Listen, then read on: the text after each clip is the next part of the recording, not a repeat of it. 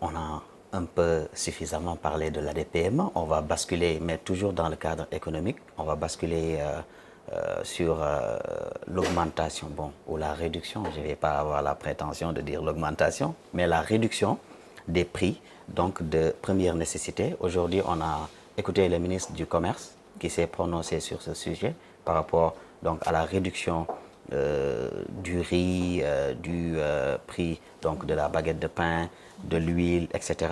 Bon, pratiquement, on voit que même nos camarades, mes parents sérères là, aiment beaucoup parler donc du pain.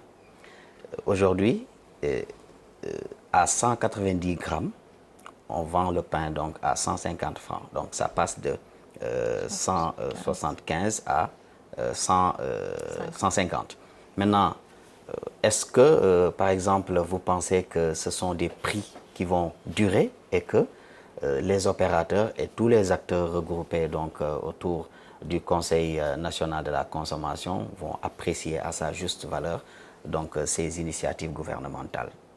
Bon, je pense que c'est le Conseil qui a quand même validé ces prix qui sont aujourd'hui homologués. Donc je pense que c'est le fruit d'un ensemble de discussions avec les acteurs, les différents acteurs impliqués.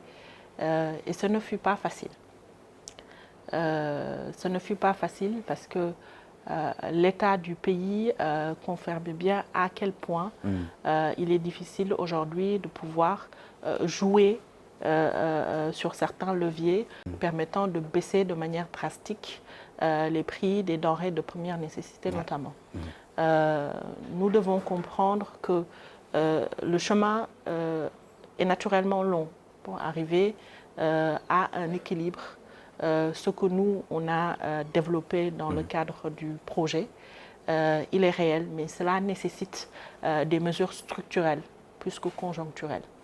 Il est nécessaire de tenir un langage de vérité. Et ce langage de vérité, je pense que tout le monde doit pouvoir le comprendre. Dans le sens où il est loin maintenant ces théories politiciennes où l'idée est de faire plaisir en essayant de maquiller des mesures. L'idée est aujourd'hui d'arriver à quelque chose qui va durer et qui soit pérenne. Et donc, ce qui a été fait comme mesure est déjà très salutaire parce que c'est vraiment des efforts considérables de l'ensemble des acteurs. Sauf que les boulangers se plaignent pratiquement de ces taxes, etc. Bon, c'est oui, un peu lourd à leur niveau quand même. C'est ce que je dis, c'est-à-dire qu'aujourd'hui, c'est quand même les acteurs qui se sont entendus sur les prix qui ont été fixés. Maintenant, le travail commence, le travail de structuration va débuter et c'est ça qui va permettre, dans un temps relativement court, moyen, à avoir quelque chose maintenant qui va s'axer dans le temps.